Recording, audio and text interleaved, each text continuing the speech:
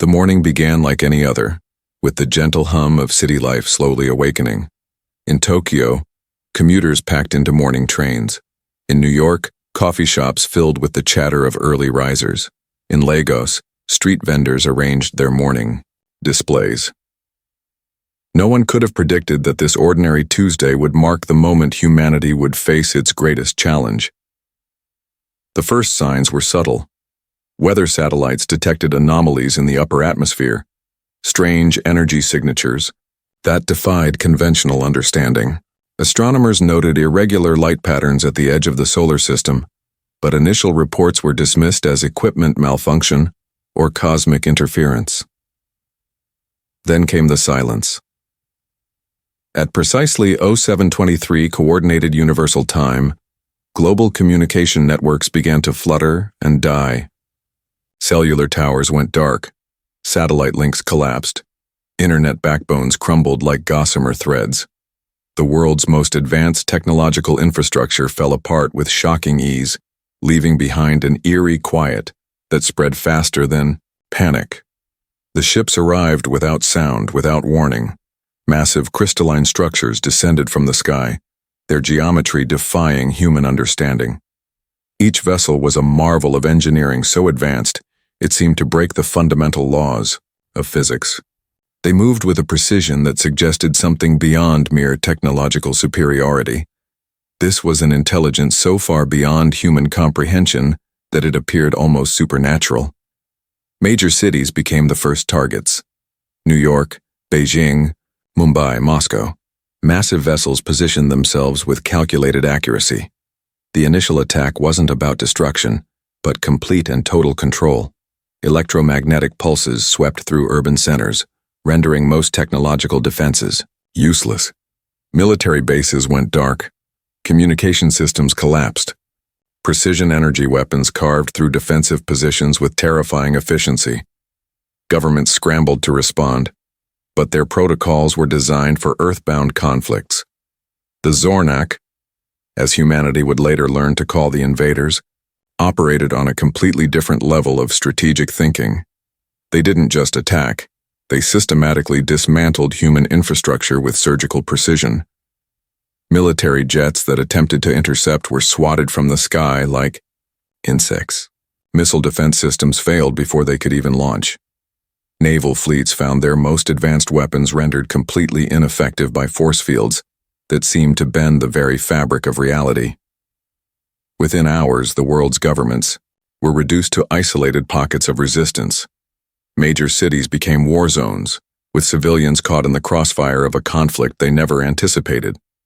The invaders showed no interest in communication, no desire for negotiation.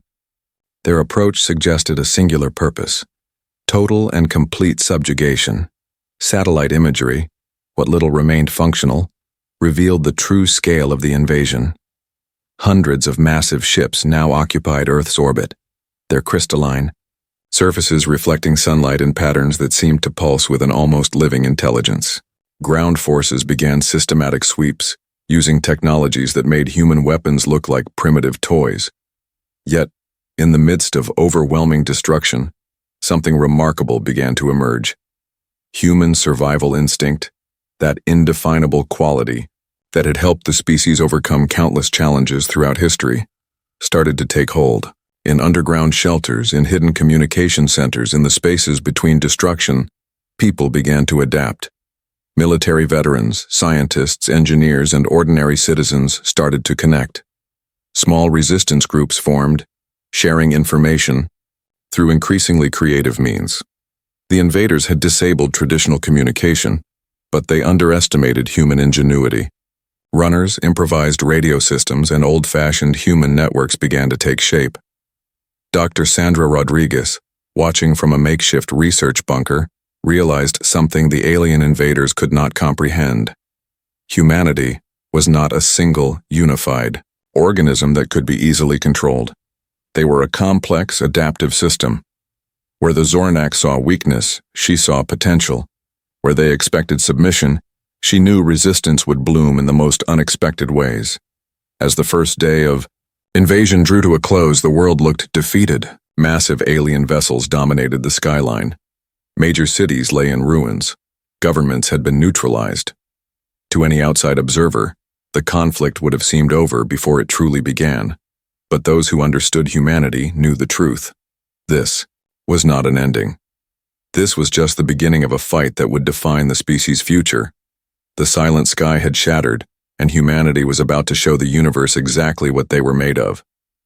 The underground bunker hummed with a nervous energy that bordered on desperation.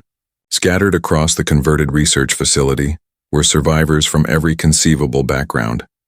Scientists, military personnel, engineers, and ordinary citizens who had managed to escape the initial invasion. The facility, once a cutting-edge research center buried deep beneath the California mountain range, now served as humanity's last hope. Dr. Sandra Rodriguez moved between workstations, her mind racing faster than her feet. She had spent years studying complex systems, how they formed, how they adapted, how they survived. Now, those years of theoretical research would be put to the ultimate test. The alien technology they had managed to salvage lay spread across makeshift examination tables, each fragment a puzzle waiting to be understood. Colonel Marcus Chen stood in the command center, his weathered hands tracing holographic maps of the global invasion. Former Special Operations Commander, he had seen conflicts around the world, but nothing could have prepared him for this.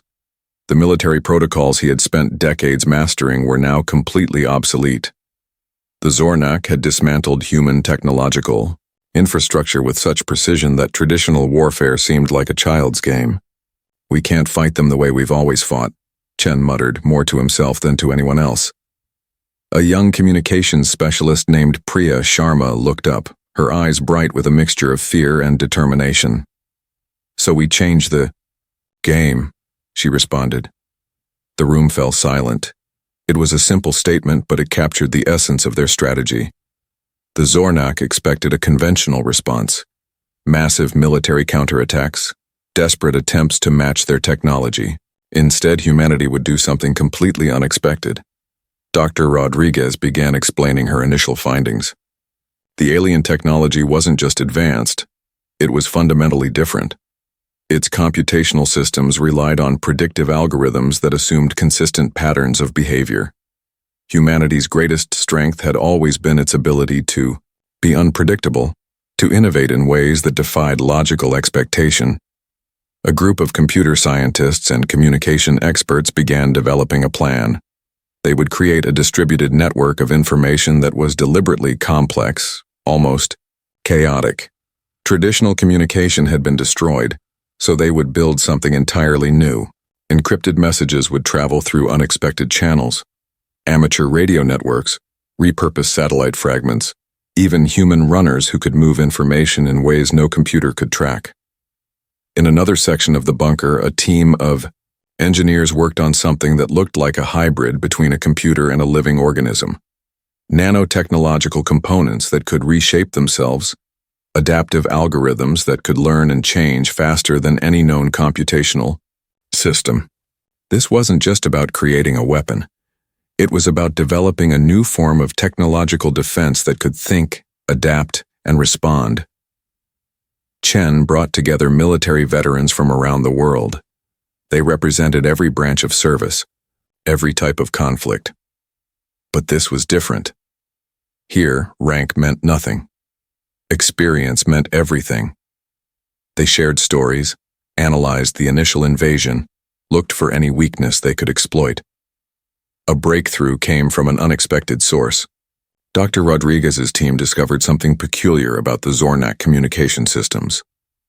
Their technology assumed a hierarchical structure so rigid that it couldn't comprehend truly distributed networks. Human communication, messy, imperfect, but wonderfully adaptive, could become a weapon. "We're going to turn our biggest perceived weakness into our greatest strength," Chen explained to the gathered survivors. "They think we're disorganized. They believe our lack of a centralized command is a vulnerability. We're going to prove them wrong." The plan took shape. Every survivor would become part of a living, breathing information network.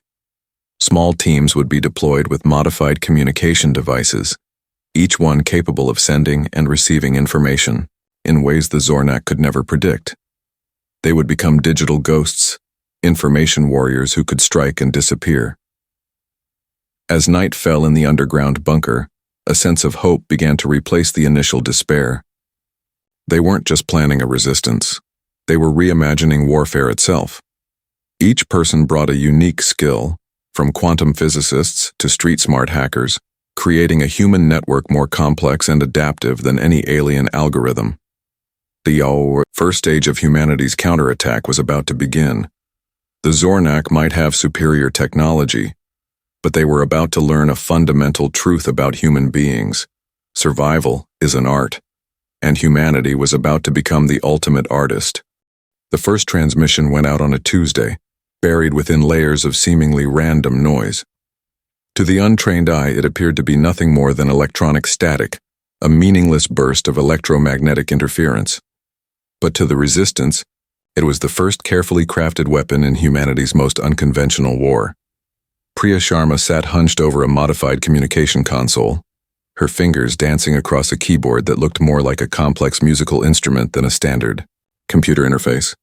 Around her, a team of communication specialists, cryptographers and data engineers worked with an intensity that bordered on meditation. They were no longer just technicians. They were architects of a new form of warfare. The Zornak communication network was a marvel of technological precision. Massive quantum-entangled communication arrays connected their fleet with a level of efficiency that made human communication look primitive. Information flowed through their systems like light, each data packet moving with mathematical perfection. But perfection, the resistance had discovered, was also a weakness. Dr. Sandra Rodriguez explained the core strategy to Colonel Chen. They process information like a machine. We're going to make that machine break itself. The plan was elegantly complex. Instead of trying to break the alien communication network, they would flood it with information so intricate, so deliberately confusing, that the Zornak computational systems would begin to collapse under their own logical constraints. Each transmission was a carefully constructed puzzle. False military communications suggested impossible troop movements. Fabricated, scientific data proposed ridiculous planetary defense scenarios. Intercepted messages hinted at resistance movements in locations that didn't exist. The resistance created entire fictional command structures, complete with elaborate backstories, communication patterns, and seemingly authentic historical context. In one particularly brilliant stroke, they developed what the team called fractal misinformation, information that seemed to make sense at one level, but became increasingly nonsensical the deeper one investigated. To the rigid Zornak communication algorithms, each piece of information demanded verification, analysis, and cross-referencing. The alien fleet began to slow down. Their precise, calculated movements became hesitant.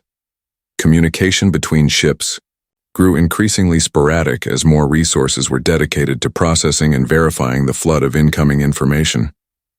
Chen watched the global map, noting how the alien movements were changing. What had once been a synchronized, almost mechanical invasion now looked like a complex system experiencing internal confusion. "We're not fighting them," he said to Rodriguez. "We're making them fight themselves." Specialized teams worked in hidden locations around the globe. An abandoned television station in Brazil became a misinformation production center. A former data center in South Korea was transformed into a hub for creating elaborate digital ghosts. Fictional resistance fighters with entire life histories and communication patterns. The most surprising contributors came from unexpected places. High school students created elaborate online personas. Retired intelligence officers used their decades of experience to craft intricate false narratives. Artists and writers developed entire fictional worlds that could be strategically leaked into the alien information network. One particularly effective strategy involved creating communication patterns that mimicked the Zornak's own communication style, but with subtle, almost imperceptible errors. These errors would trigger increasingly complex verification protocols, forcing the alien systems to dedicate more and more computational power to resolving seemingly minor inconsistencies. As weeks passed, the alien fleet's efficiency began to dramatically decrease. What had initially been precise coordinated movements became increasingly erratic. Communication between ships grew slower, more hesitant. The Resistance had discovered something profound. In a communication system that valued absolute precision, uncertainty was the most powerful weapon.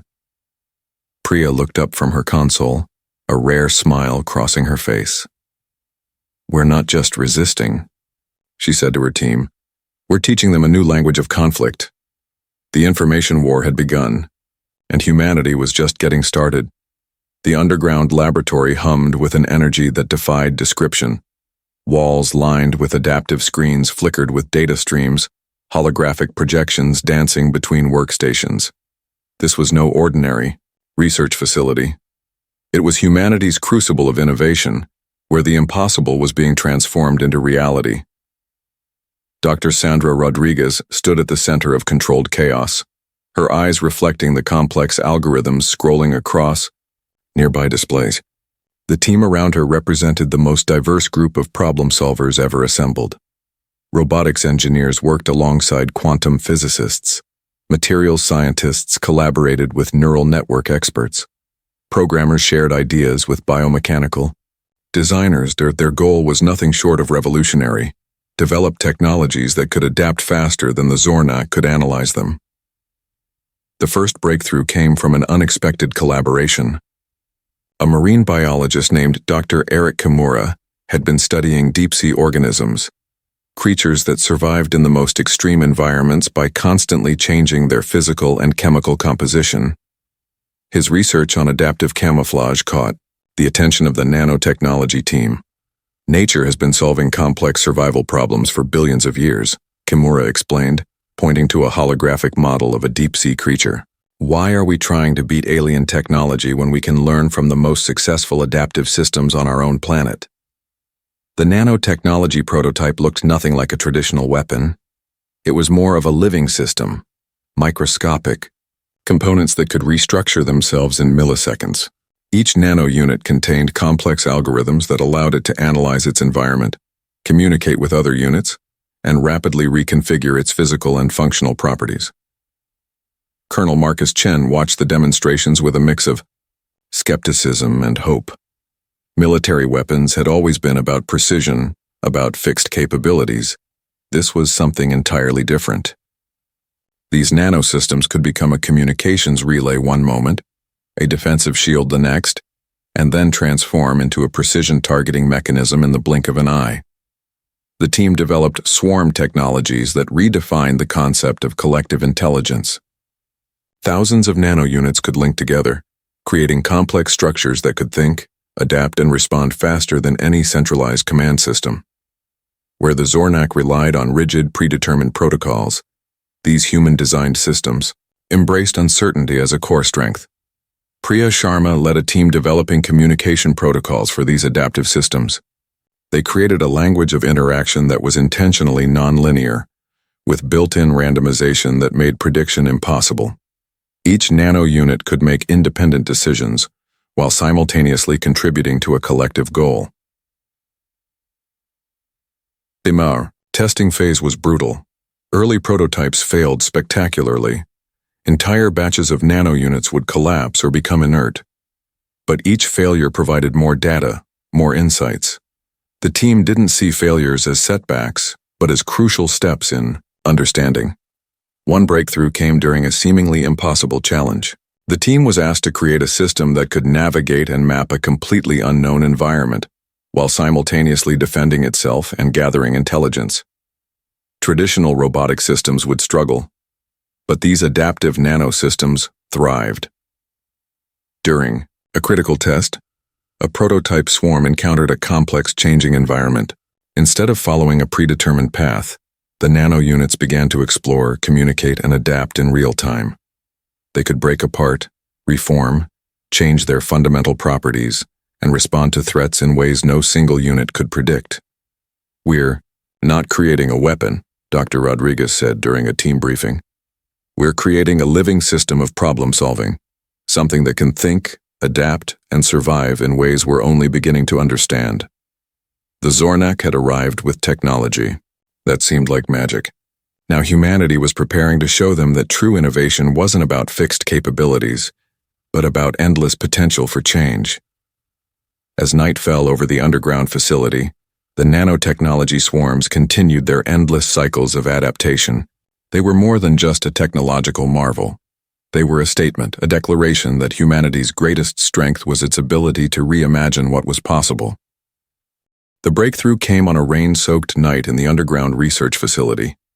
Dr. Sandra Rodriguez stood motionless, her eyes fixed on a holographic display that seemed to pulse with an almost living intelligence. Weeks of relentless analysis had led to this moment, a discovery that would change everything. The Zornak communication network was a marvel of technological precision. Quantum-entangled communication arrays connected their fleet with a level of efficiency that made human technology look like children's toys. But efficiency, the research team had discovered, was also a profound weakness. Dr. Eric Kimura, the marine biologist turned systems analyst, explained the discovery to Colonel Marcus Chen and the core research team.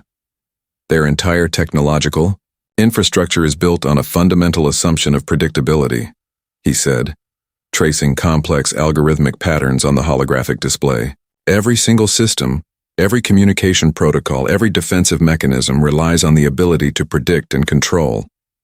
The team had been studying captured Zornak technology for months, breaking down each component, analyzing every microscopic detail. What they found was both terrifying and beautiful. A technological ecosystem so perfectly designed that it had become fundamentally brittle. The alien systems operated on what the team called computational determinism. Each decision, each action, each response was the result of incredibly complex but ultimately predictable algorithms. The Zornak believed they had created the ultimate adaptive technology. In reality, they had built the most sophisticated trap for themselves. Priya Sharma, leading the computational analysis team, had discovered something extraordinary. The more complex the Zornak's predictive algorithms became, the more vulnerable they were to unexpected inputs. Their systems were designed to process information with such precision that they would dedicate enormous computational resources to resolving even the smallest inconsistency. It's like they've created a technological immune system that's so sensitive, Priya explained, that the slightest anomaly triggers a complete system-wide verification process.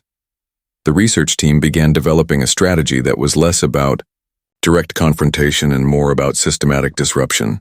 They would create computational scenarios that were just complex enough to trigger the Zornak's verification protocols, but impossible to resolve using their existing algorithmic frameworks. Each scenario was a carefully crafted puzzle, mathematical, sequences that appeared to follow a pattern, but subtly deviated in ways that would be imperceptible to human observers. Communication protocols that seemed to make sense at first glance but contained deliberate, almost microscopic inconsistencies. The first test was small but revealing. A single transmitted signal, carefully designed to look like a standard communication packet, was sent into the Zornak network.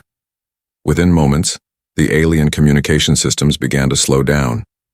Computational resources were diverted to analyzing, verifying and attempting to resolve the seemingly minor inconsistency. Colonel Chen watched the global monitoring systems with growing excitement. The alien fleet's movements were becoming less precise. Communication between ships grew more sporadic. What had once been a perfectly synchronized invasion force was now showing signs of internal confusion. "We're not trying to destroy their technology," Dr. Rodriguez said during a team briefing. "We're showing them the limits of their own approach to problem solving." The vulnerability went deeper than just communication systems. The Zornak's entire technological infrastructure was built on the assumption that complexity could be controlled through ever more sophisticated predictive algorithms. Humanity was about to prove that true adaptation was about embracing uncertainty, not controlling it. As days passed, the research team refined their approach. Each new scenario was more complex, more subtle than the last. They were teaching the alien technology a fundamental lesson about the nature of intelligence, about the power of unpredictability.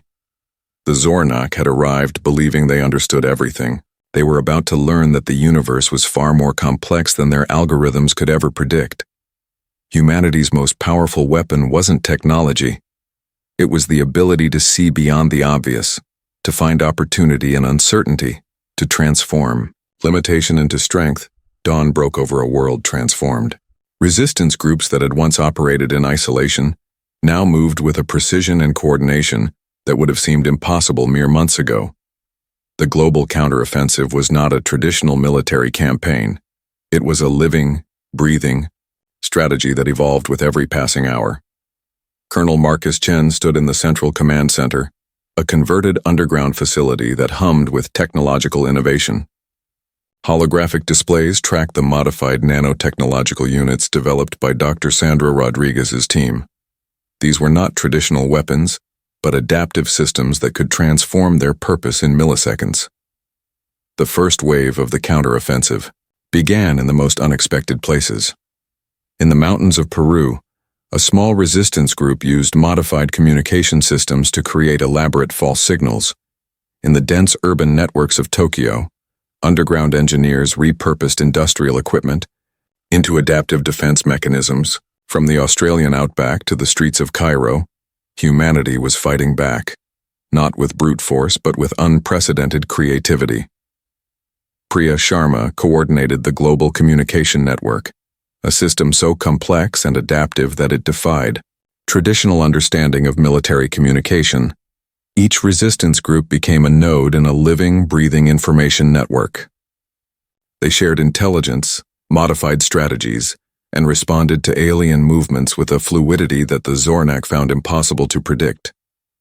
The nanotechnological units developed in the underground laboratories proved to be a game changer. These were not simple weapons, but adaptive systems that could transform their purpose in milliseconds. A defensive shield could become a communication relay, then quickly shift into a precision targeting mechanism. The Zornak's rigid technological infrastructure began to show significant weaknesses. Dr. Eric Kimura's research on adaptive biological systems played a crucial role.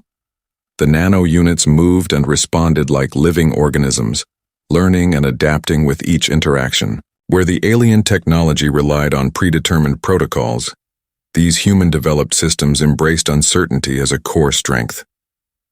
The counteroffensive targeted the fundamental weaknesses discovered in the alien communication and defense systems.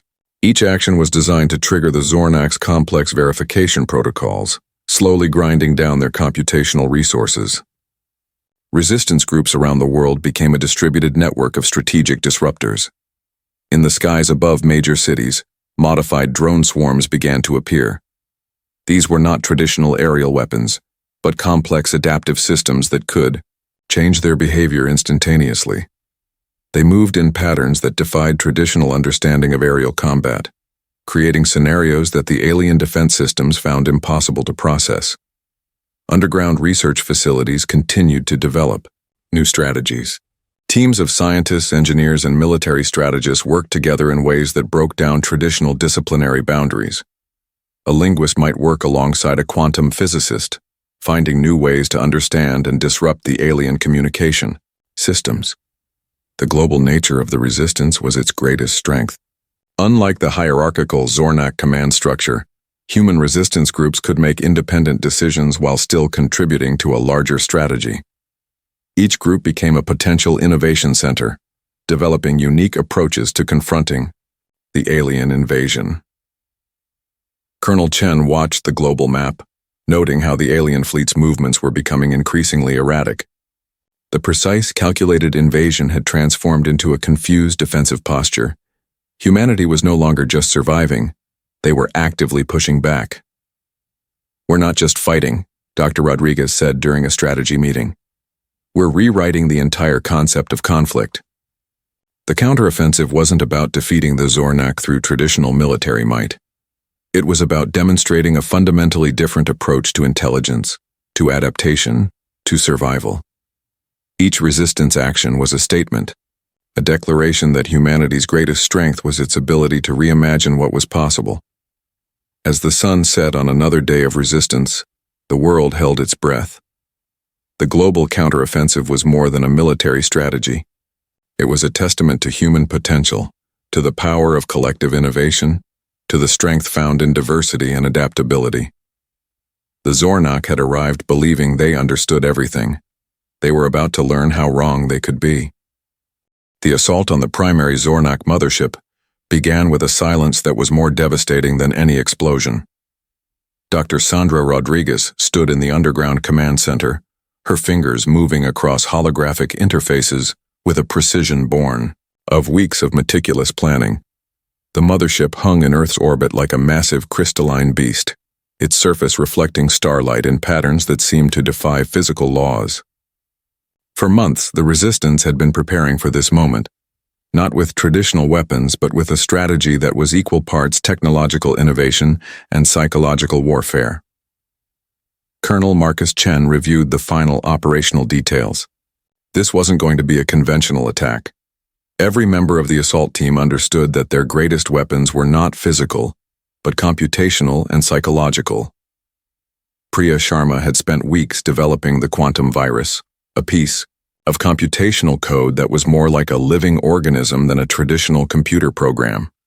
It was designed to do more than just disable systems. The virus would infiltrate, understand, and then systematically deconstruct the alien technological infrastructure from within. The first phase of the assault began with a series of coordinated global actions. Resistance groups around the world activated carefully prepared systems, creating a symphony of technological disruption. Quantum communication relays, nanotechnological swarms, and adaptive signal networks came to life simultaneously. Dr. Eric Kimura's team had discovered a fundamental flaw in the Zornak communication architecture. Their entire technological ecosystem was built on a series of predictive algorithms that assumed absolute control. The human-developed quantum virus would exploit this weakness in ways the aliens could never anticipate. The mothership's defensive systems began to react, but something was different. Where previous encounters had shown instantaneous, precise responses, now there was a moment of hesitation. The computational systems were processing, verifying, second-guessing themselves. Inside the mothership, the quantum virus began its work. It didn't simply destroy, it transformed. Communication pathways became labyrinths. Defensive protocols twisted into contradictory instructions. The rigid, perfect systems of the Zornak began to collapse under the weight of their own complexity. Chen watched the holographic displays, noting how the alien ship's movements became increasingly erratic. Defensive systems that had once moved with mathematical precision now seemed confused, almost desperate. The Resistance had discovered something profound. In a system built on absolute predictability, uncertainty was the most powerful weapon. The assault team, a diverse group of specialists from around the world, moved with a fluidity that defied traditional military doctrine. Scientists worked alongside military personnel. Programmers collaborated with communication experts. Each team member was both a specialist and a generalist, capable of adapting to changing circumstances in real time. Rodriguez's quantum virus reached deeper into the mothership systems. It didn't just disable, it revealed. Layers of alien technological infrastructure were peeled back, exposing vulnerabilities that the Zornak had never imagined possible. Their own systems were being used to dismantle themselves. Communication between alien ships became increasingly fragmented. What had once been a perfectly synchronized fleet now resembled a collection of isolated, confused entities. The Resistance had transformed the Zornak's greatest strength, their ability to process information with perfect precision, into their ultimate weakness. The final moments of the confrontation were almost anticlimactic. The massive mothership, once a symbol of technological superiority, began to break apart, not through explosive force, but through a systematic deconstruction of its own internal logic. "We're not destroying them," Rodriguez said quietly, watching the holographic displays. "We're showing them a different way of understanding complexity." As the mothership began its final descent, the Resistance teams watched with a mixture of exhaustion and hope. This wasn't just a military victory, it was a fundamental challenge to the way intelligence could be understood. The sky began to clear. The massive crystalline structure of the mothership fragmented, burning up in Earth's atmosphere. Humanity had done more than survive. They had redefined the very concept of conflict, of adaptation, of survival. The Zornak had arrived believing they understood everything. They were leaving having learned that the universe was far more complex than their algorithms could ever predict. The world looked different in the months following the invasion. Cities that had been reduced to rubble were now sites of unprecedented collaboration. Where destruction had once divided, a new sense of global unity had emerged, a testament to humanity's most profound strength. Dr. Sandra Rodriguez stood on the observation deck of the newly established Global Research Center, watching as teams from every continent worked together. The technologies developed during the conflict were already transforming human society in ways no one could have predicted. The nanotechnological systems developed to combat the Zornak were now being applied to some of humanity's most pressing challenges. Medical researchers used adaptive nanotechnologies to develop revolutionary treatment methods. Environmental scientists created systems that could clean and restore damaged ecosystems with unprecedented efficiency. Colonel Marcus Chen, now leading the International Collaborative Defense Initiative, explained the broader implications to a group of global leaders. "We didn't just survive," he said. "We learned. The conflict showed us that our greatest strength is our ability to adapt, to collaborate, to reimagine what's possible." Dr. Eric Kimura's research teams were exploring the alien technologies recovered during the conflict. Each fragment was a window into a different way of understanding complex systems. Universities around the world had established new interdisciplinary programs that broke down traditional academic boundaries. Priya Sharma led a team developing communication technologies that drew inspiration from the Resistance's wartime strategies. The new systems were designed to be adaptive, distributed, and resistant to centralized control. What had once been a survival strategy was now becoming the foundation of a new global communication infrastructure. The global economy began to transform.